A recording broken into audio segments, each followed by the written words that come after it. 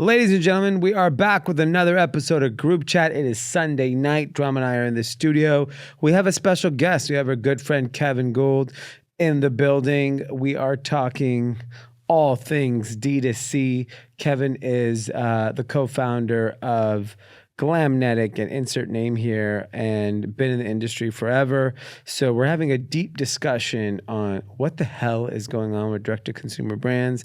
And then, of course, all things important in the news today. And it's Sunday. I've had a long day. I just celebrated Holi. So happy Holi to everyone out there. And let's now get into it. Cash. Ladies and gentlemen, Group Chat. Cash. It's $1 trillion. Hot. Hey, Kev, welcome to the pod. How we doing? Good, man. How are you? It's good to see you guys again. It's been a little while. Good to see you, too. I feel like I probably wasn't here the last time you were on. Wait, was he here? I can't remember. I feel like I Those listened to the Dolan pod twins, all the time, right? That was the man. last time you were were here. That was here the for last Dolan- time you were yeah, on? were It was for the 2 years Dolans, ago. right? I feel like you were on before. Then he moved to Miami to evade taxes. you moved to Miami to evade taxes? I moved to Miami in 2020. Yeah, so it's been out there for yeah. a while. So you're just, whenever you guys are hanging out, that's because you're just in town making your rounds. Yeah. I've still got a lot of the teams out here, and there's a lot of work out here. So He's I'm allowed in here LA. 4 weeks of the year. Yeah, I'm that's in true. LA. You gotta have some- when I need to be for Keep work. your debit card back in Miami. Yeah, Miami's been great. D came out for Basel. I stayed We at his had- house. We had a great time. And have you, so let me ask you, because you, during COVID, like a lot of people went to Miami, went to Austin, stuff like that. Now that COVID's essentially over, you still happy with the move? I think it's been amazing. I mean, I think Miami. I hit Miami at the right time, and it was a really interesting time when I moved there because it was at the end of 2020. It was the height of COVID. LA was completely shut down, and there were a lot of amazing entrepreneurs that all moved there at once. And I've had a blast. I don't regret it at all. I really have. I love Miami. I still have a lot of friends here, obviously, but it's been great. Yeah, that's good. I was just curious because I wondered if like things would come back to normal and a lot of those people would like miss LA. I mean, there's for sure element. I think we talked about it when I was down there. There's for sure elements I miss, and like I have, I was here for 12, 13 years. Like I built a community and a lot of friends, and there's elements of that. But I think There's always people there. yeah, there's always people in town. Every week there's something. There's in town. some like Miami's like crypto week. Yep. There's Every tech weekend. week. Yeah, every there's weekend ape something. week. There's always there's whatever. always There's some something going fucking on. thing Yep. going on. Some week. There's F1. Yep. Every week. Yeah, you're Yeah, right. there's F1's some- like next week or something? Oh man. Yeah, it's coming up. It's We got coming up, Ultras man. coming up this week. Ultra. Yeah. I couldn't get a yeah. flight back. I was like, why are flights so expensive? Ultras this week. Yeah. And do you live like a normal life there? Like you don't seem like a big party guy. Not Like, at all, man. I'm in build mode right now. So I'm like Monday through Friday. I'm pretty focused in on work. I love dinners. I love going out for dinners, but I'm not much of a partier. So Friday, Saturday night, you're at 11 until 7 Yeah, a.m. 11 till 6, 7, go to space, That's cocaine. get a little crazy. Monday through Friday, as long as you're solid, you can keep it together. Exactly. That's good. And we know Brent Saunders, a friend of the podcast. He's I would assume you see him. He's right down he's like 2 blocks down the street. Amazing. He's a great, amazing guy, incredible business person. So what is like when you go, like when we think of Miami, we think of a very certain type of Miami. And obviously I stayed with you, so I have a better understanding now that like, okay, it's semi-normal life. Got it. Because when I used to go to Miami and my friends who lived in Miami lived at the beach and they were in fucking fantasy land. Yeah. Like I was like, man, maybe this person makes it. And I mean makes it as far as like they live. And maybe they don't.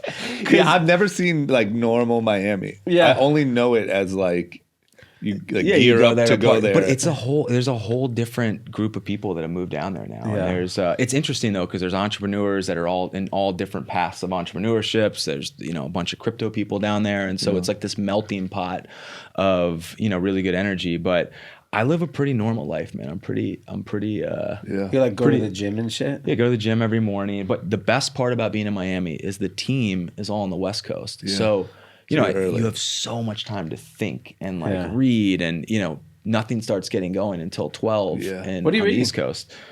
I mean, I listen to Group Chat, my Okay, Group Chat perfect. pod. Nice. You know, to read everything. New York Times. I listen to like the Spotify New Music Friday every week. I step on culture. Like, Okay. I feel like it's a lot of. So you get to a lot of do all different that things. before the team even gets into the office. Everything, yeah. And here, you know, I'm out here for a week, and you wake up, I feel rushed. Everyone's, you know, blowing you up at like 8 a.m. Yeah. And so it's definitely nice to be, you know, to have like a couple hours to think. Yeah, that makes sense.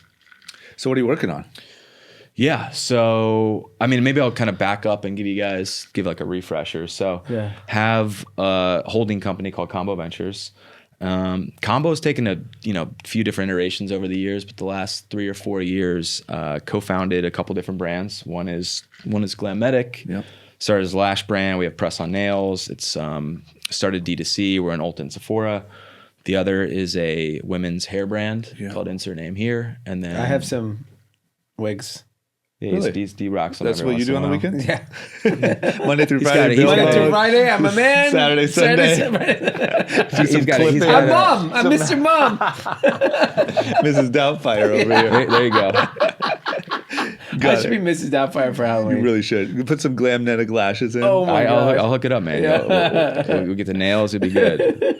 Are those the two? Do you have more than those And then two? there's Waycart, which is candle and fragrances. And so basically the way I set it up is at like the holdco level. So at Combo, everything that's like ops, accounting, HR, back office, finance, supply chain sits up at the holdco. Yeah. And so that team basically shared services across the brands. Yeah. And then every person that's on the like, you know, Glamedic or INH, that's content, creative, social, influencer marketing, those are all 100% at the brand level. Yeah. But we get a lot of synergies by having like the ops, you know, shared services. Sure. Yeah. And then, I mean, I don't know if it was smart or not smart, but I never raised any capital, so bootstrapped it. And That's what I was going to ask so you. Like, how did you like bootstrap such a big operation? Really hard. So I mean, he moved to Florida to Got it. Taxes. dodge taxes. So you eliminate It's like 20%. that was how I continued to bootstrap. It was hard, man. I mean, the hair business is like shoes or apparel. There's lots of colors and lengths and SKUs, and so it's very inventory heavy. I put up a lot more money than I wanted to because we couldn't get our debt lines to scale quickly enough. So on each of the businesses, we now have, you know, a couple $1 million of a debt line to support the inventory. But other than that, we've never taken outside capital. And I think we just like tried to be super disciplined, you know, when we were building from day one. Yeah. What was first? The hair? Yeah. So we launched that at the end of 2018. And so I think you guys had Sharon and Jordan on too. Yeah, we did. Yeah, we did. So Sharon and Jordan, amazing women. They were the first two employees at ColourPop Cosmetics. And then we partnered up back at like the end of 2018. They left ColourPop. We launched Insert Name Here. And that was the first one. And then Glamedic and then Waycart were in the middle of 2019. And then the long-term goal for kind of where Combo is going is that I don't think I ever want to build a brand from scratch again. Yeah. I really want to, over time, start to buy and acquire brands and then roll them into our infrastructure. Yeah. And so I don't think that's happening, you know, in the next year, but it's definitely something like farther out in the horizon. Yeah. What's like I mean, this might be private or you might not know yet, but like end goal, like would your goal be to go public with this thing, sell this thing to a big conglomerate? Yeah. Like what game are you playing? I'm actually not really sure yet. I think it's TBD. There's obviously lots of different ways we can take it. I love building things. Like I really love building things. Obviously there's gotta be an endpoint for what that is. Yeah. And so we're still not sure. I mean, we talk about it a lot and we're really not sure yet what we want to do. And would you say like if you had to pick what you're passionate about in all of this, it's building things? Like is it seeing something come from nothing and become? Yeah, I mean, it's funny, man. When you Or start is it evading taxes? Yeah, okay. All right. That is not. It's not the only reason I'm moving to Miami. This is literally the two way. This is the way D and I both interview a person. Yeah, this is my style and his style. It's look. There's lots of reasons. There's benefits to both. I wish I would have had D on Short Story Long from the beginning. It probably would have been way more Why are you successful. in Puerto Rico, Rob? Man, I couldn't. what really I don't matters. think I could do the Puerto Rico thing. Yeah, fuck It's- that. We went down there for INH retreat, and it was I couldn't do it. But tough. I don't know, man. I love the building side of things. I love like the element of, you know, having a team and there's lots of personalities and you got to get everyone working towards the same, you know, the same goal. Wait till you're married and have kids. Too many personalities. No kids Last yet. thing you need Tapped is out. personality. Yeah. It's I don't know, man. It's always been fun and challenging. I think it's obviously, except for Waycart. By the way, I don't even wear fragrance, so the only thing I use is the candles out of all the products I make. But I really love like the community aspect of the the beauty business, and every day is different, What were you doing before when you're like, fuck it, I'm going to start a hair I was managing talent. So I was Ah. managing like pretty big influencers for a really, really long time. I started in the mailroom at WME like 12 years ago. And then, He knows Jad. Really? Yeah, Jad Did was. Jad ever like throw a BlackBerry at you? No, there were definitely people that threw Blackberries Really? and scripts and shit like that. But Throw some names out. no names, but First and last. Jad was an assistant at WME when I was in the mailroom, okay. and then Wow. then I became an assistant, and then he got promoted, and he's obviously went on and Crushed it, yeah. he's killing it now. So now he just got to BlackBerry throwing level. Oh yeah, he can do anything he wants now. Got He's it. good. Got it. So you were there first, and then did you see an opportunity because of like working with all these influencers and stuff? You're like, well, wait a minute. Why This don't is I kind of just- pre-influencers, man. I was actually in the talent. I was in the talent department, which was like actors and. But I mean, I Not sorry to cut you off. I yeah. mean, right before this, when you were managing talent, were you managing like influencer talent? Yeah, so I mean, look, I managed I managed a lot of people over the years, but I managed Jake Paul for 2 years back in the Team 10 days, which was, we're still close, and he's a great fighter. Great fighter. The best in the world, I think. I think he's. But the I mean, I best. managed a lot of talent over the years, and I think the plan was always, well, how can you help talent leverage their influence to build brands? Yeah. But I think it's sort of shifted over the years where it wasn't just about building brands with talent. I think like we've been able through, all the different brands we have, leverage and work with a lot of the relationships we have, but they're bigger than any one talent. Yep. Do you think that's changed? Like, do you think that's? I feel like there was kind of this era where, and it might still be there, where you just get a really big influencer, you start a brand with them. That's the model. Just try to do that. And do you think that that's not enough anymore, unless it's like Rihanna? Yeah, I think it's not. I mean, I think if you're like The Rock or Rihanna or a very select group of celebrity or influencer, that's going to work. But I think an influencer is a great kickstart, and they'll get you to maybe a couple $1 million in sales. Yeah. But then you have to turn it into a real business after that, and it's a grind. Yeah. And it's I think it's going to be few and far in between how many influencers can actually build like real long-term businesses. Yeah. What would your advice be, like, if you? Like, I kind of felt like even I did a little bit with Young and Reckless, right? It was kind of like, I have this platform, I can pump it out through that, whatever. And then I felt like a lot of influencers, clothing companies is obviously like the go-to thing, right? Yeah. But if you're an influencer now, would it be like grab a bunch of your friends and do something together? Unless you're mega, like, or why not just get a check from a company? By the way, or that's just get a check from a company and stop. By the way, there's a entrepreneur. lot of influencers who probably should just take the check from a company, right? I mean, because companies pay big fucking money. going in and starting a brand, they're probably not going to make any money for a couple years, right? Yeah. Unless, again, they're like the top of the top. Yeah. And so there is an opportunity Who are cost. top influencers now? I have no idea. Like, are we talking like Charlie D'Amelio, Addison Rae, or Yeah, but even those guys, right? They can go get paid, right? So it's really the opportunity cost of, is it better for them to like grind it out and build a brand, or should get they $2 million from fucking? should they go take their $5 million L'Oreal check and call it a day, right? And I think they have to think about the category and what makes sense, right? So there might be some categories where I used to use this whole acronym. It was called LEO. So it was, do you license, endorse, or own? And right, you might have some categories where it's great for a license deal. You might have some that like. Did you create that? I actually came up with that. Yeah. That's good. So That's good. All kinda that use- evading taxes. I knew you were gonna tie it in. I have never heard anyone else say You it, so I think didn't I hear a T in there. Leon. Liat, license, endorse, License and own, don't pay so you taxes. don't pay taxes. No. Yeah, I think like some categories you probably might not want to build on your own, so you should take the check and endorse it, right? And then there's a select thing where if you're passionate about it, if you know going in that you're probably not going to make a lot of money in the short term, but you want to go in it long term, then you should try to own it. But I think every influencer needs to know going in, it's gonna be a fucking grind, and it's not easy, right? I mean, what are like? I'm trying to think of like what are the most successful influencer businesses? I mean, they're all Kardashian Jenner for sure. All those. there's a lot of other ones that there's others that have happened in beauty where it's like influencers you wouldn't necessarily think of, like so, Ipsy. Well, so Ipsy with Michelle Fan did Ipsy back in the day, and that's done really well. Obviously, there's Way, which is a hair care brand. I think they got bought by either P&G or Unilever. It was Jen Atkin who was a huge hairstylist for a lot of like the Kardashians, a lot of other people. There's a brand called Summer Fridays with this influencer Mariana Hewitt, which is a skincare brand. I heard she's killing it, doing super well. So. But so it's all beauty, by the way, huh? I don't really know her, but I can tell that they put in the work, and it took multiple years to build the brand, and they're doing well. But for every Summer Fridays or Way or whatever it is, there's 200 influencer brands that never get off the ground and go anywhere. Yeah. Leo. Freaking no Leos. There's no Leos, man. Just the T's, just the taxes. Yeah, they're all paying their taxes. So do you think that like?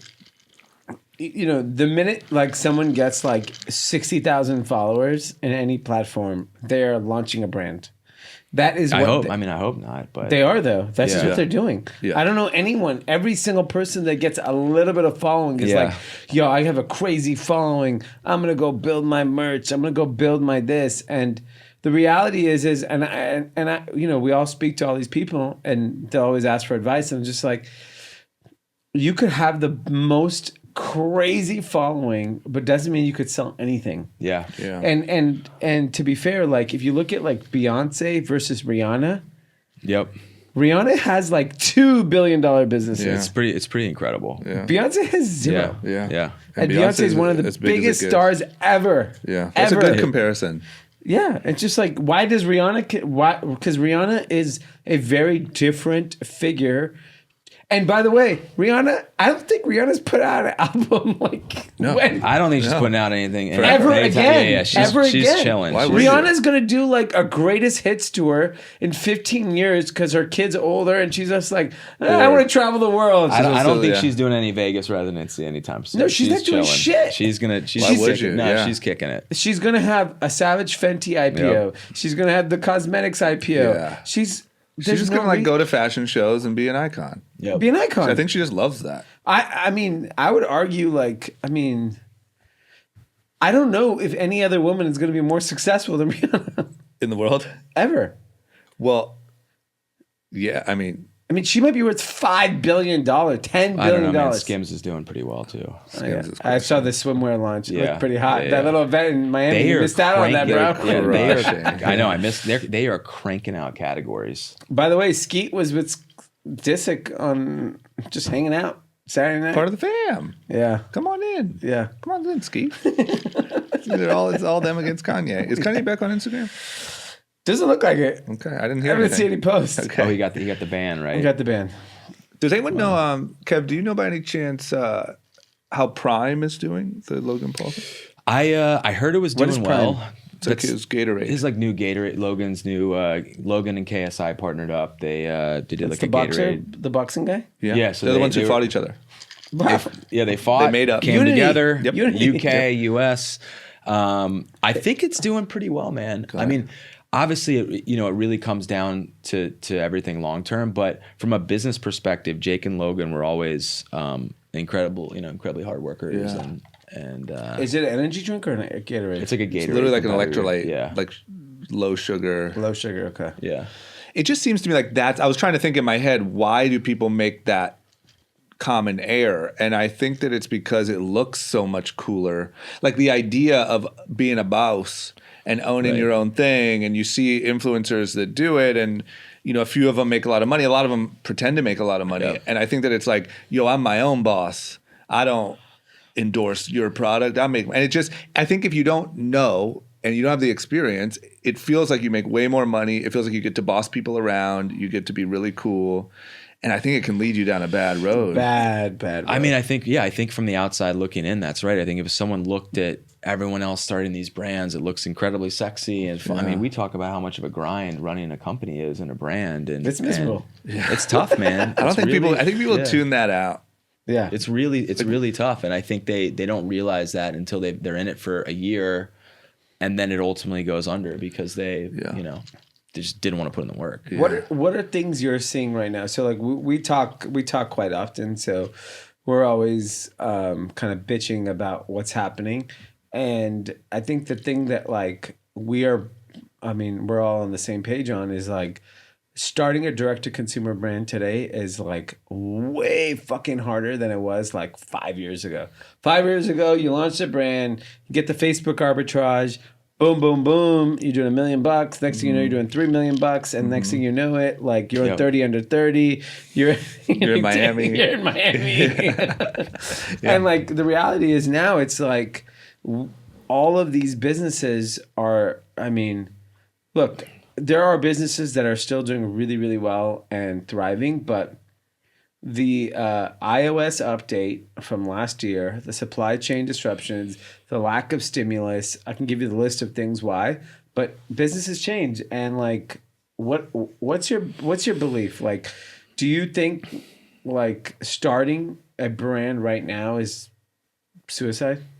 Well, I think it depends on a lot of things, who you are, what your past experience is, what the category is. I think if you've never done anything before in the brand space, I would encourage anyone to go work at a brand and really like put in the time and the work and like learn the ropes and then maybe think about starting something. I think if you're an experienced entrepreneur, it could potentially be a little bit different. But I think to your point, it's a really, really hard time to not only start a brand, but just run a brand right now, right? Like and I think there's going to be, I've kind of heard you guys talk about it a little bit on the pod, but there is going to be a massive D2C reckoning in the next 12 to 18 months. I don't know exactly when it's going to hit. I feel like we're starting to see it now, but there are brands that are running real businesses that have positive economics that I think are going to be stronger than ever. And that's a moat for them. But there's a lot of businesses that raised outside capital and they just started burning more and started burning more. And they've sort of told themselves that it's eventually going to just magically flip and they're going to start making money. But all signs point to that not happening. Yeah. And I think what's happening now is investors are bridging them and they're giving them a little bit more money. They're like, hey, we'll give you a little bit more money to get through this, right? Yeah. And eventually that money is going to dwindle. And I think we're going to see a huge bloodbath of companies that just unfortunately, are going to go out of business. What do you think causes, like, why a reckoning? What causes a reckoning now? I mean, I think the iOS piece was, huge, right? I think to your point, right? Facebook ads used to be super cheap. Anyone could run ads. Now, to be successful at ads in this environment, you have to be incredibly sophisticated about the way you're running content. You need more content than ever, and even with that, it's still super expensive. And then I think there's like somewhat of a lack of discipline about thinking about like the operating costs of what it takes to run a company. And you just have to be super disciplined about the way you operate, You know what's crazy to me is that in this fallout of the iOS, we blame Facebook, we blame everybody. Yeah. Nobody's blaming Apple. Right. Because you don't talk bad about the Apple. There was an article on information I got in the newsletter today. I was like, how Apple just fucking destroyed digital advertising. Nobody is mad at Apple. Apple is the reason why millions of entrepreneurs, our businesses are struggling right this second. Yeah. Massive. Yeah. I think to your point, everyone is blaming Facebook. It's not Facebook's fault. It's everyone, Facebook, Pinterest, everyone lost all the data. Yeah. And it was obviously due to Apple. What I'm seeing now, though, is that everyone's starting to move a lot of their budget from Facebook to TikTok. Yeah. Is it working? How's it working for you? Hit or miss. You need a shit ton of creatives. So the difference is with Facebook, you had to spend more to see if like an ad worked. Without getting too technical, right? You had to spend a little bit more to see if an individual ad worked. With TikTok, you know very quickly if an ad works or not. But the downside is you need crazy amounts of creatives. Yeah. So you have to launch like 50 creatives a week to figure out if it works. But we are continually shifting budget there. I think the real winner in this is it performing better, performing generally better than Facebook at this point. I think. I think the main difference is that TikTok, the CPMs are cheaper. Yeah. So you're getting more views for the price you're paying, which I don't think it's necessarily any more accurate in their targeting. It's cheaper to advertise there. But I think the real winner is Amazon. Because Amazon's the only person the only company that didn't lose any data, right? Yeah. They own all the data. Yeah. And I think we're even seeing brands now invest more dollars into Amazon and then try to use that as an acquisition tool to then grab brands and like pull them into the D2C side. Amazon advertising used to be so cheap. It's expensive Like 3 4 now. Yeah. It's so fucking expensive. Because what's everyone doing? They're pulling budgets from Facebook. Facebook's obviously their stock dropped a lot. It's still a great business. It makes a shit ton of money, but they're moving budget to TikTok, which again, moving it to a Chinese company. Yeah. And then you've got China. Yeah. And then you've got Amazon, right? Where they're just you're throwing a lot more budget into Amazon now. By the way, this is crazy, but I was at a dinner Wednesday night that the people over at Klarna invited me to. And, I didn't know anyone. I just went by myself. And so I was just hanging out there. Met a guy. I feel bad. I don't remember his name, but a shark had bit his arm and leg off. Off. Holy shit. Okay. We sat next to him at dinner. Okay. He hosts Shark Week now. Okay, that's good. Yeah. And unbelievable guy. Like his spirit is very powerful. Yeah. Are you tying this back to D2C brands? Is this Facebook? Is Facebook the shark? I'm going to tie it like, back. what's this tie-in? So then Is Facebook the I shark? meet this German guy. We're talking, and we're just like, he's just like, oh, where are you from? And I'm like, oh, I'm from LA. I'm like, where are you from? He's like, I'm from Germany. I'm like, oh, what brought you out here? Oh, I started a company, and we moved out to San Francisco. And I'm like, I sold it. I'm like, oh, what started? He's like, I started Musically. Oh. And it became TikTok. Wow. Different guy from the shark guy. Different guy from the shark guy. So Two it's different guys. action-packed. Yeah. Action-packed. Oh my God, you met the guy who essentially created TikTok Yes. as shark attack victim. Yes. What was the dinner for? Klarna? Who would have An thought? eclectic group. Yeah, of people shout there. out to Natalia who put it together. Getting a good Amazing. group together. Dingo was there. Do you guys use gosh. Klarna? What? You guys use Klarna? Yeah. Oh, okay. And then I next to me was Sean Neff. What a posse. Unbelievable. I literally went by myself. Next thing you know, I'm with this guy Alex Hoffman who started TikTok. Sean Neff. Sean's done a great job building brands. Yeah. He's got a few really great brands. Yeah, I feel like he's doing what you're doing. Yeah, I really respect Sean. He's a great guy. Yeah. He's real big in NFTs too. You mess with NFTs at all? Did we talk about that yet? Oh man, I went on a run with NFTs, but then I realized Kevin and I got smoked on some. we got Oh, smoked. you play some bets? Yeah. Oh. Not NFTs, but No. I was in Miami. I hyped him up. he's like, I feel bad. I stayed with him. I fucking made him lose all his money. I didn't think about that. I was like, if D didn't stay with me, Yeah. I would have had a lot more money now. He could If get a you hadn't nicer stayed house. those 3 or That's 4 why I had days to move to away. Miami. It's like, man, I'm very bullish on this finite group of NFTs that have built communities, right? So you guys talk about them all the time. There's like a couple that have really like hit critical mass. Yeah. The others, I just don't have time to, like, what I realized is I did a deep dive because I really wanted to learn the space. I bought a couple. I'm probably down 50% of my money on like the 5 or 10K that I spent on these NFTs. Yeah. Just playing around in the space. And I think you need to have a lot of time to dedicate to really like understand what's happening in the space. Yeah. Or your best bet is to just go after like where culture is taking, the space, which is like Bored Apes and CryptoPunks and World of Women and Gary Vee's done an incredible job. I mean, he's just printing money on NFTs. Yeah. But other than that, like there's not many breakouts, and it feels I've never liked the whole like the pump and dump game where you're in something for I don't mind it if I'm part of the pump. I've never been part of the pump. You got to be part of the dump. Yeah. That's what you want. Yeah. I want to know, that's what the D on Tuesday, everyone's selling. Okay, cool. Yeah. Monday, I'm done. Yeah.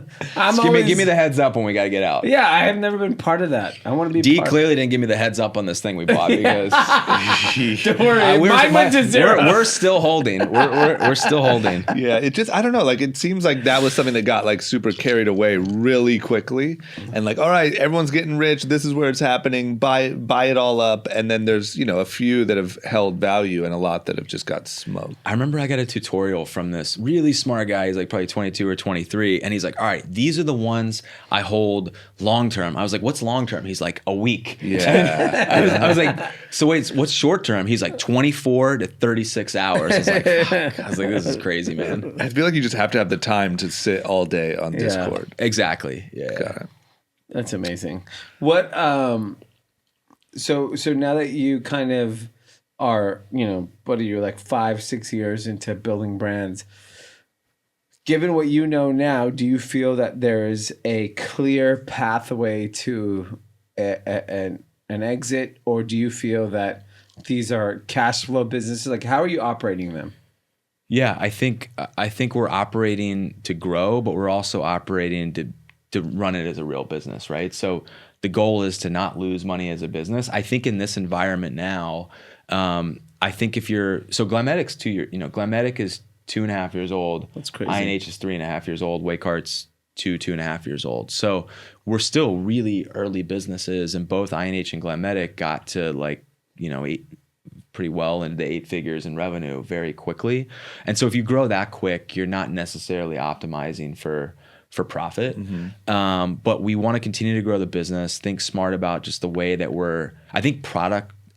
the way you think about product and category expansion is really important.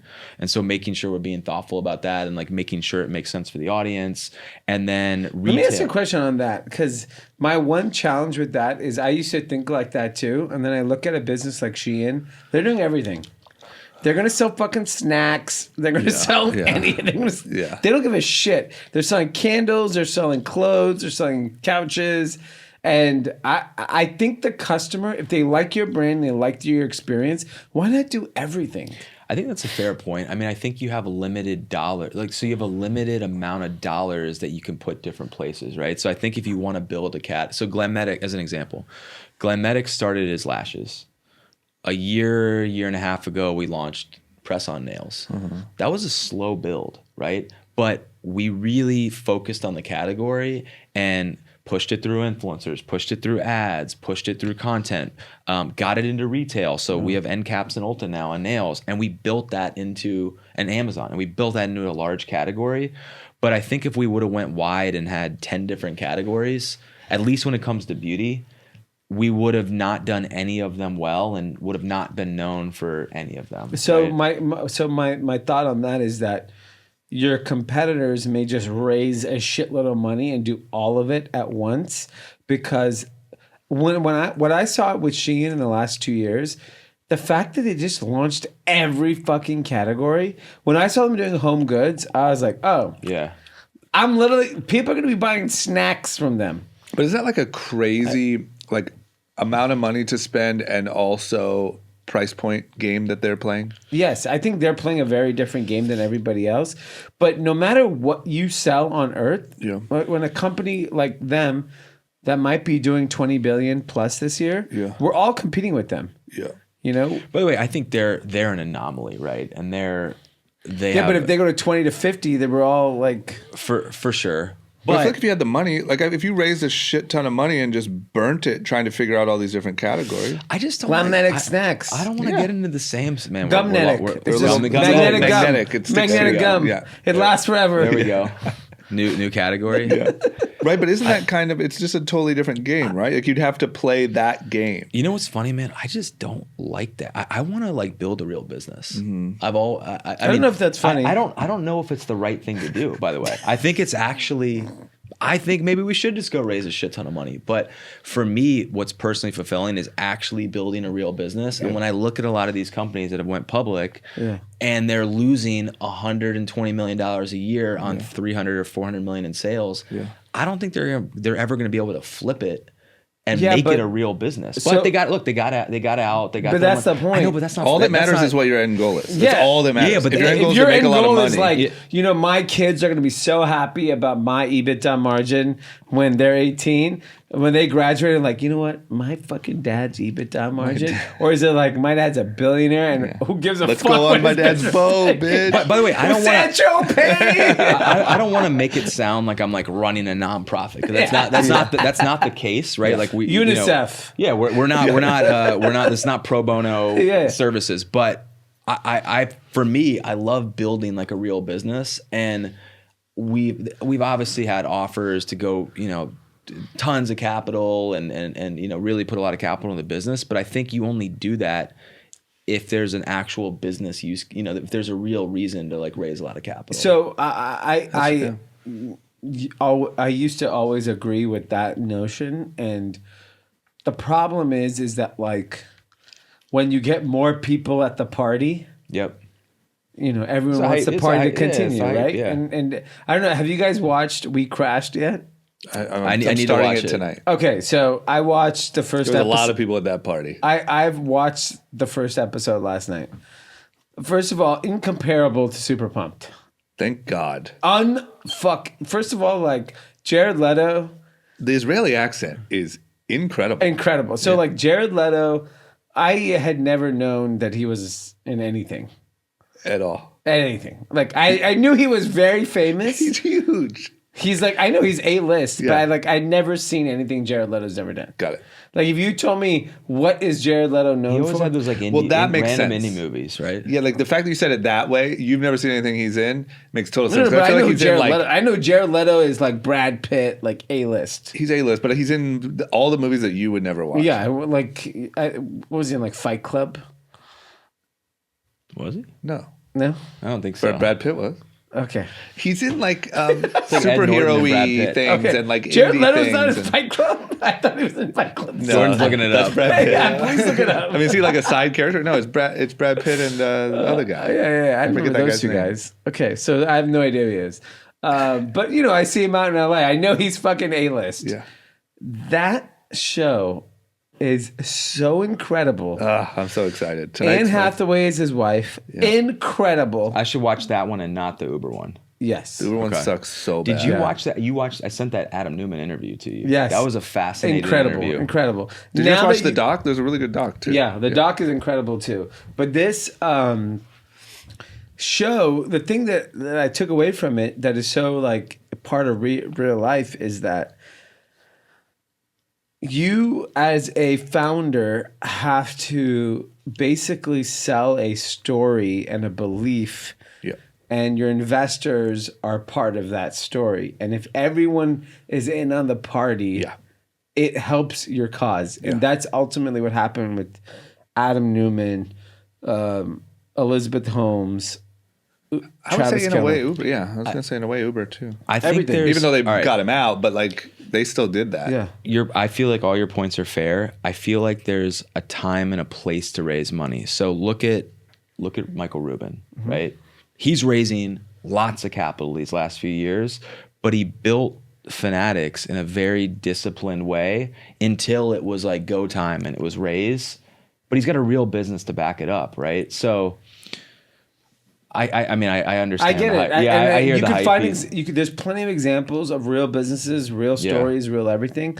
But there's also the flip side of it is at the end of the day, like Adam Newman, if you watch the first episode, all the Adam Newman, the Jared Leto character cared about was, I just want to be a trillionaire. Yeah. I want to be the richest man. He didn't care about what you're saying Yeah. about building a business. I want to build profitability. That was never part of his dream. Yeah. He just, and to be fair, and I don't hold this against anybody, 99% of founders' only purpose is to get rich. Yeah. Yeah. So if that's all at the end of the day that you care about, then like play the fucking game and get rich. Yeah, and I also think Adam Newman wanted to be looked at as like a Steve Jobs type character. Yeah. Like just I want WeWork to be as big as humanly possible because then I will be this like legendary figure. Yes. Profit isn't really in my Yeah. it's not really in the mix, you know. I'm And I worried think about it's like size. I think it makes sense, and I think it's like to each their own. And I've always wanted to make sure. Look, I love to scale the businesses and make lots of money along the way, but also be personally fulfilled by it. Yeah. And so for me, I mean, maybe I just need to play the D game, play this game, and Yeah. I need to take D's advice. Well, it's really But- just like I find like if we had 2 more hours, I would try to like just get inside your head because it literally all comes down to whatever you want. Like if you want to make a lot of money, there's a way to do that. If you want to maximize the amount you can raise and Yep. therefore grow profitably for the next couple of years, and then there's like this inflection point so that you can whatever. Yep. Or you just want to, you don't want anyone in your business. You want to run a good business. You want to run it yourself. You Yep. don't want those outside voices. You don't really care about size, but they're all just different pathways. Long term, I know exactly what I want to do. So with Combo Ventures, which is the holding company, right? I want to buy really interesting brands that have probably fallen on hard times, Yeah. roll them into the infrastructure, and then hold those brands for probably a really long time and actually not sell them, right? That may take a lot of different shapes and forms over the years. So you're not concerned about money. of course, for sure, to a degree. Because you have in your portfolio of brands, you're more than likely, if you took that approach, you're like, your portfolio of brands, they're going to do well. You're going to see exits. Yeah. You're going to see profits. So longer term, you actually want to continue to work. Yeah, I want to. Look, I've been in the weeds for the last 3 years, so it probably, as I continue to build a team, it'll take a different form in terms of how involved I am. But I really do want to build a holding company, and I think this is the other thing I think is going to happen in the D2C space. There's going to be massive consolidation because I don't think a lot of brands you just can't have all the people on your ops team or your retail team. It's like really hard to do it as a solo brand. Yeah. And so I think there's going to continue to be a lot of consolidation. We've seen it to a degree with like AKA brands, which have Princess Polly, there's other brands, Solo Stove, brands, Rolled Up Chubbies. Like, I think there's going to be a lot of verticalization. So you want to do that? Yeah, I do. But you could raise money and do that way quicker. And I think I might raise money at one point and do that, right? Because you could right now, I feel like based on what you've done with your story, if you go out and sell the story of what your vision is and how everything you just told us, I feel like those people would give you a shit ton I've of never, money. there's like blank. I've never had trouble actually raising money. And we've obviously been approached by a lot of people. I think there will be a time and a place for that. Yeah. Each of the brands are separate, and I have different co-founders on each brand. So we also have slightly different strategies across the brands. But from a combo ventures perspective, which is just me, there's no other partners there. My long-term goal and vision is to, eventually start to buy and roll in brands. If you had to answer like your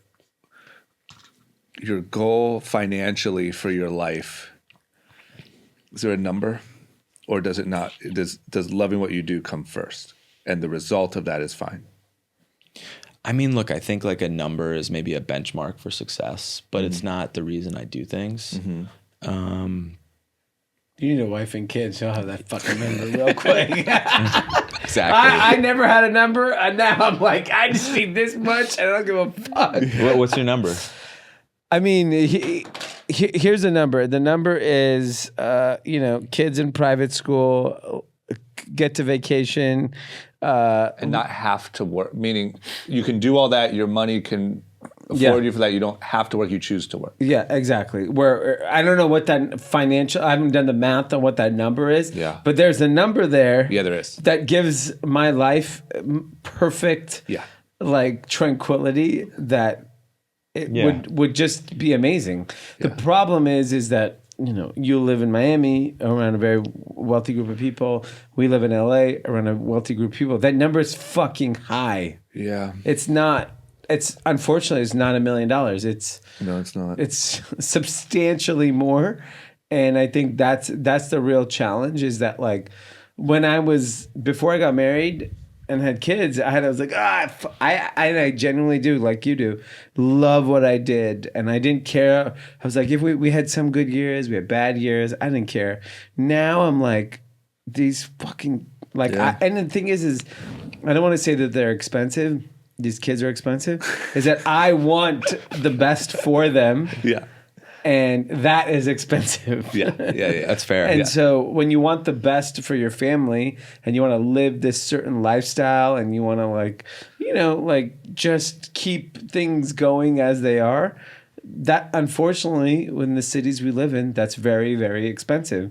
And the thing is like, if you actually look at it in a singular year, it's not that bad. But like when your kids are like 18 months and 4 years, it's till they're 22 years old. Yeah. So the amount of money we're talking over the next 20 years is so much money. That's the problem too, is like you said, like we know very successful people. Yeah. And so I can only imagine you get into the conversation of like your kid being like, how come I don't go to school with my friends Steve? Yeah, exactly. Like, how come I don't go to his daycare? How come you know what I mean? Like, and like you have to. It's not necessarily like keeping up with the Joneses, but it's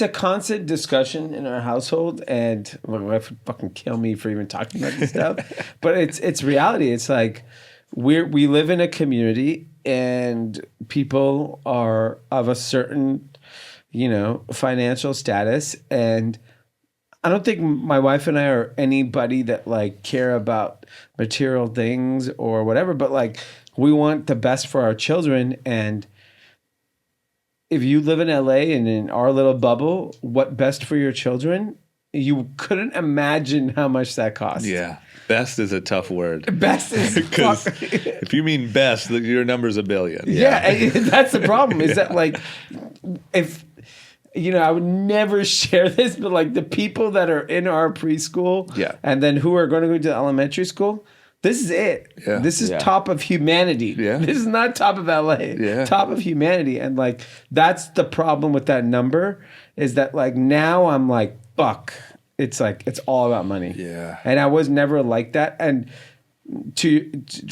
my advice to you both of you guys, you don't have kids yet. Yeah. Just make it about money. Yeah. Well, yeah. Yeah. It doesn't like forget your happiness. Yeah. Because it's fucking irrelevant. Your happiness and your peace of mind doesn't mean shit. Yeah. Just make the money and you'll be so much happier. Yeah. I'm in the middle of you two. Like for me, obviously happiness is really important to me, but I know my number. You know what I mean? Yeah. And I'm very honest about that with myself. Time and a half that number, Okay. and then you'll be Okay. a good player. I gotta go. I got work to do. By the way, I think get out of here. I think the interesting thing too probably for all, what are you, 32? 35. Oh yeah, okay, cool. I'm 35 too. You're 40, 38? 27. All right, yeah. 27. Well, I feel like we're also all in a space in our life too where 35 to 45 or 50, if you've put in the work, is like compounding times 1,000 for this point in your life from what you're building. And so it's just it's a really it's an incredible age to be at. Yeah. 100%. Which one? Ours or his? Oh, yeah. I don't know about D, but maybe us. Maybe us. There's only like 3 different perspectives. D is pretty much the same as us, but then you also have like the young bucks. Yeah. That like listen to this and are like, They're just blowing it all at the waterfront. Who knows on a what they Saturday. think? Yeah. but yeah, it's interesting, man. It's I like that this turned into this, but like there is this interesting side of, I think people look at entrepreneurs or certain people and sometimes just think, of course it's all about the money. You guys are money hungry, you live this life, you have whatever, but like looking at the like how to be an entrepreneur and stay hungry and stay searching for the next thing and what you do and how you engineer your future and also what you're going to want out of your life and for your kids. And one day we're not going to want to work this hard. And No, that's exactly to your or you're not point. going to be able to because you're going to have 3 yeah. kids at home and you don't want to be that dad that has the nanny, like. I agree. No, I totally agree with all those points. I mean, for me, again, I maybe it sounds crazy because I'm like, I love building shit. Dude, when we started I&H, look, I think we've all made some money. Yeah. So we're all in a pretty good place. Mm-hmm. But I dumped like at one point when we were scaling like $2 million of my own money into I&H, the hair brand, which was way more than I wanted to put in. But I did it because I was like, all right, I don't want to go raise capital. I want to figure this out. And again, maybe we should have just raised money, but it wasn't about the money. It was I just wanted the challenge, I think, and I wanted to build it, That makes sense. I think that's also a function of the stage of your life. Yeah, for sure. If you had a wife and kids, I probably wouldn't be able to do that. Yeah, because by the way, when you had that and you want to spend that kind of money, you got to run it by them. You got to run it by your co-CEO, That's and true. she's gonna be like, "Get the fuck." Wifey might I not don't be know. okay I with think that she's $2 a million. CEO, man. I don't know if it's a co-CEO. yeah, exactly. VP. Yeah. If I were you, you're like a manager. Yeah. This is just GM. if I were you, Yeah. Kevin, I would. This is just D has his take. Here's mine. I would go a little bit longer, like maybe do your like acquisition of a brand that needs help, prove the concept that you know how to do that, and I would just position yourself as a fucking genius and get the help, get the money, you know what I mean? And like do enough. I think there's a tipping point where you prove that you can do it alone. And it wasn't, because like when you put the $2 million up, if you would have raised $2 million then and done it, it would have been a little bit of a question. Like, is this guy really, really smart, or did the money help, or did the whatever? Whereas if you prove that out, I feel like you could raise a lot of money. You could make life really easy on yourself, and you could just maximize all your gifts and not have to be like constrained by that. I agree. You know? I will say the one and I totally agree with all your points. The one thing I will take away is I feel like it's made me a really thoughtful operator. Yeah. Because I was forced to For sure. think about things in a different way. And then if you raise money, so when I do raise money, it made me a much better operator. Yeah, and people will give you a lot more money and trust you a lot more because of that. 100%. And to your point that how this whole episode started was, I feel like we are in the age of bad operators raising a lot of money based on good ideas. Yep. And I think that's what you're talking about, the day of reckoning coming on those people. For sure. And I think that you have a proof of concept of who you are as a founder and a builder. You know what I mean? But I think at a certain point, you leverage that to get the most. You know what I mean? There's that perfect Totally spot. agree. Because then I think, D, I'm curious your thought, but it seems to me, this is what I tell myself. It's almost like if you wait till you have the wife and kids, it's too late. Like you got to like plan ahead. Yes, you do. For the fact that kids are going to take more of your time than you thought.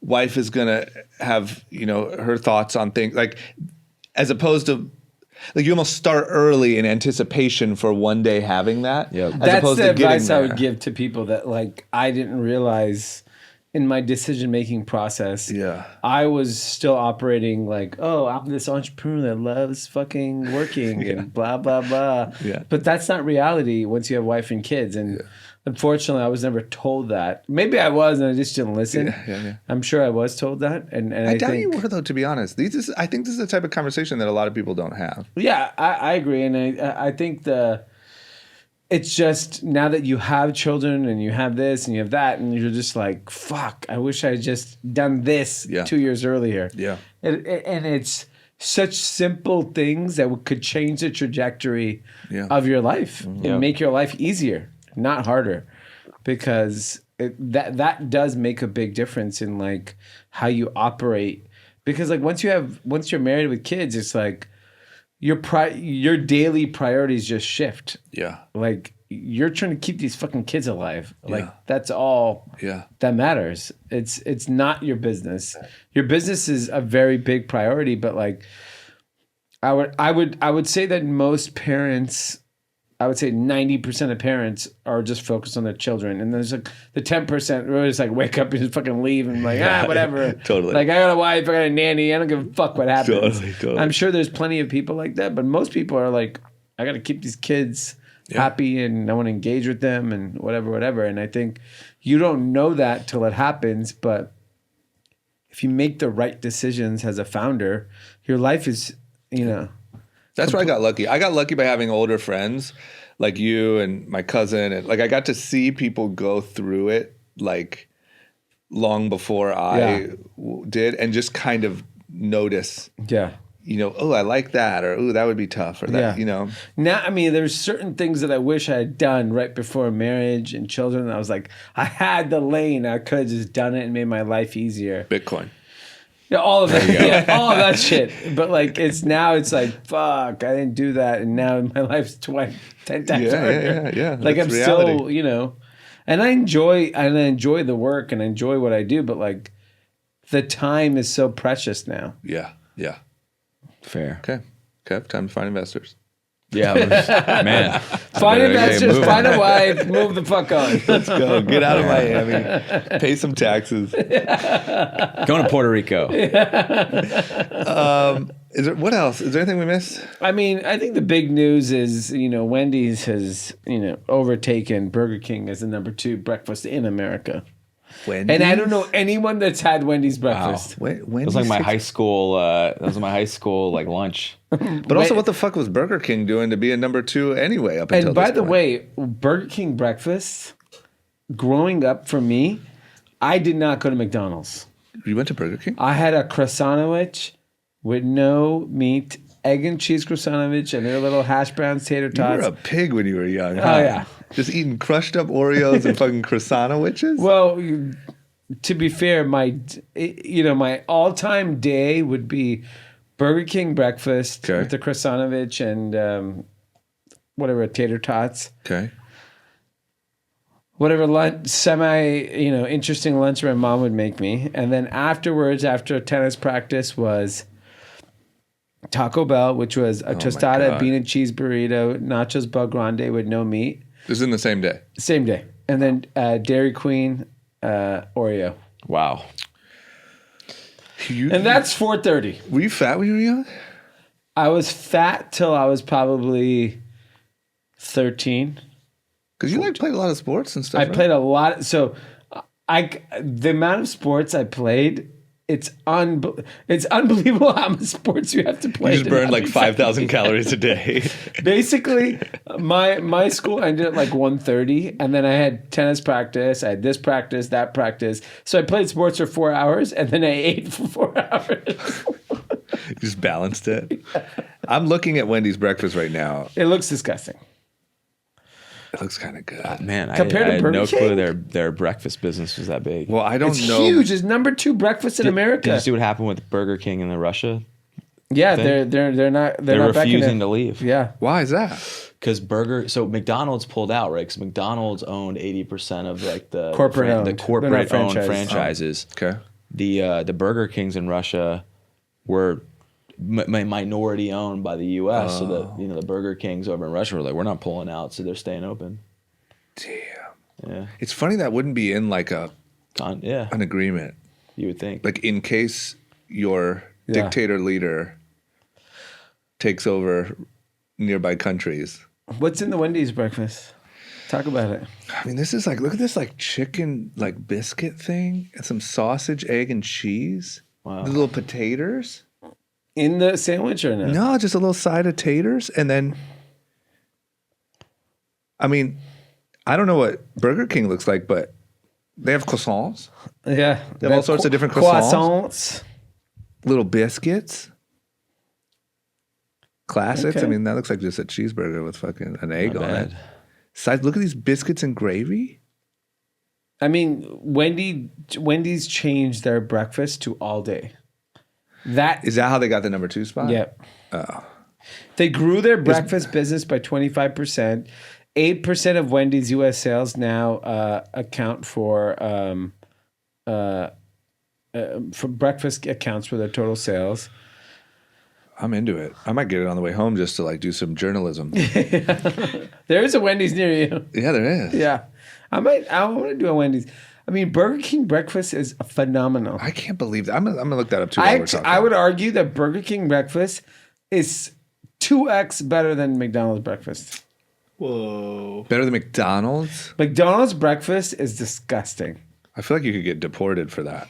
I don't even know where to. They're just like, get the fuck out of this country. You ain't American. That's blasphemy. Do you think that's because you grew up eating it, or do other people agree with you? I mean, I grew up next to all of them, but like, I don't Anyone in know, this room had Burger King breakfast? Man, I haven't been to Burger King in so long. I mean, these people aren't American. They don't know what's going These people are. Miami's not America. on. Miami's not American for sure. Miami's another planet. I'm just dumbfounded right now. So is McDonald's like far and above? Yeah. Like crushes everyone. Yeah. Are they 24 hours now? Breakfast? I don't know. Yeah, I think So, right? Some locations are and some aren't. Wow. This Yeah, looks so pretty basic. It's Juicy. like 50-50. What is this like This looks pretty. thought process? I remember recently, I was, where was I at yesterday? It's pretty Or basic. 2 days I ago, don't where know. they were like, breakfast all day. Like, there's a new thing. Why the fuck? It's just eggs. Just fucking make it all day. Yeah. It does not take more effort to make eggs. I make eggs for my family every single day. It's not hard. You cook every day? I cook breakfast every single morning for Wow. everyone. It's impressive. That's why you needed more invested. This is the Cooking mistakes. goddamn I would have a chef. if I did.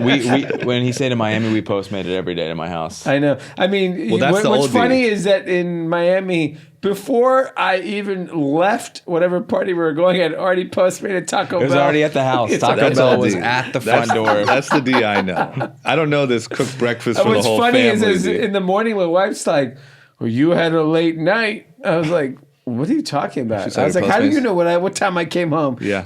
We share a Postmate account. Yeah. And she was like, oh, you came 4:30 in the AM. Easy. Everyone knows the D move. The 4:30 ordered the tacos to the doorstep. Yeah, that's an easy giveaway. Oh, my God. Any other news we want to talk about?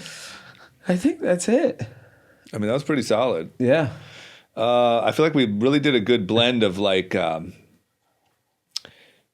I feel like this applies to anyone. Like for anyone, especially younger people, like making money, starting a business, whatever it may be. Like I feel like the feedback from D is very valuable of like planning for your life to be fundamentally different and like how it's hard to kind of see that in advance.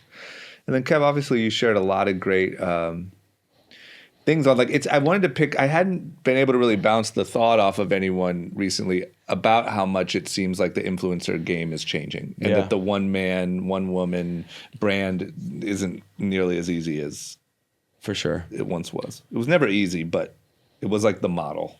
For sure. You know. I also think for like young people out there too, man, they really, I feel bad for everyone young right now because it's like 1 week it's crypto, 1 week it's D2C, one week it's confusing as shit. It's so confusing, right? Everyone's jumping around and like, you know, it's like really just, you got to like put in the work and put in the time and stick to something. But there's a lot of opportunity out there. I'm sure it's a confusing time for You know why I feel bad? Because normally I would say like, I don't fucking feel bad for them. They're young. They have plenty of time to figure it out. But I think it does seem like there's a million things going on, like to choose from, and it must feel like everyone's getting rich, and if you're not, you're like stupid and missing the boat, right? Yep. It must feel like that on the internet. Like, oh, this guy's getting rich off NFTs. That guy got rich off this. This guy, like, oh, what? Which one do I choose? 100%. Yeah, definitely. Okay, well, it's okay to be broke, guys. Take some time. Yeah. Figure it out. Play the long game. By the way, I was telling the guys earlier, I just wanted to put it out in the universe just in case it becomes a global pandemic, and I was early on it. But everyone in LA is very sick right now. A lot of people. A lot of people I know were texting me this week that they got food poisoning. I know. Wow. And then all of a sudden, everyone has the same symptoms. Vomiting, diarrhea, fever, all in the last 7 days. An insane amount of people have sent me this message. I know a couple too. You do? I do. And because when you said that, I'm like, I don't know anyone sick. And then when you said food poisoning, I'm like, I do know a couple people with food poisoning. yes, and I mean, come on, no one gets fucking food poisoning. Yeah. Right? Unless you're eating at like some... Could be that damn Wendy's breakfast. Yeah, the Wendy's breakfast. And I'm putting it out there. Some funny business is happening in LA. Just a fucking shadow pandemic? A shadow pandemic is emerging. And I have three of my friends who went through it really, really badly. One went to the hospital. Two said it was substantially worse than COVID. Wow. Okay, so you're making like a prediction type thing. I'm not making anything. You're just saying you have an I told you so moment. I just want to put it out there that like this is happening in LA.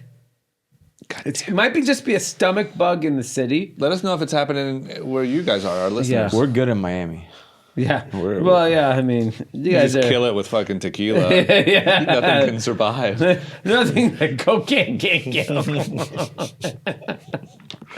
But okay. It's wild how many people right now I know are very sick. All right. Well, shit. Hopefully we're all good because it really feels. Today's the first day of spring. Yeah. Oh, really? Yeah, and it really feels like we're just all good. Yeah. Except for But you everyone just said shitting their you brains said out. you know people got food poisoning. I do, but it wasn't enough. It was like two people that I know, and it was like, oh, that's weird. So and so. No one got food poisoning. Food poisoning doesn't happen. Yeah. But two people I know had food poisoning, and I was like, oh, that's kind of weird. Not a big deal. But when you say you know a lot of people, now it makes it really weird. Yeah, one of my friend's kids was like, oh, they had too much candy last night. Too much candy? You can't have too much candy. There's no such thing. That was like a kid. That was like what our parents told us. But you could have enough candy. Oh, my God. Okay. Well, I hope you're wrong. I hope it's nothing. All right, we're going to throw it to shout-outs before we get going here. Perfect. We got a big shout-out here from Ro.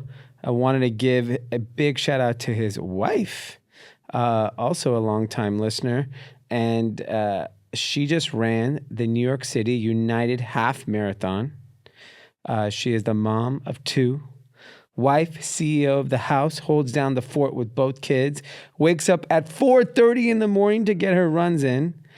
And as her daughter says, and he says, she's our mama, she's a runner, she's a track star. Big shout out to Rena from Liv, Kai, and Ro. That's no joke. I've been trying to train. Today was the LA Marathon, and my house is actually at the halfway point, and I just haven't had the time. But man, 4:30 in the morning, that is a dedication. Good for you, and nice work. All right, everyone. We will see you back here on Tuesday. Have a great Monday and a great start to the week. Bye-bye.